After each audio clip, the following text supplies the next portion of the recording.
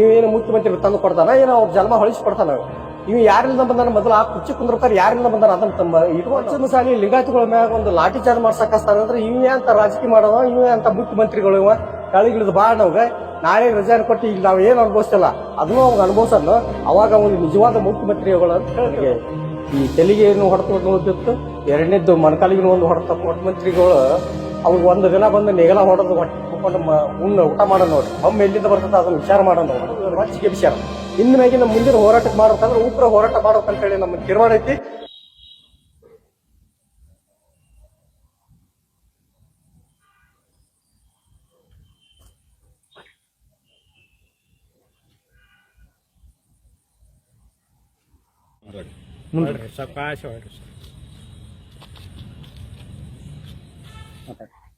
ನಾವು ಪಂಚಗರ್ಜನೆ ಸಂಘಟನೆಯ ಕರ್ನಾಟಕ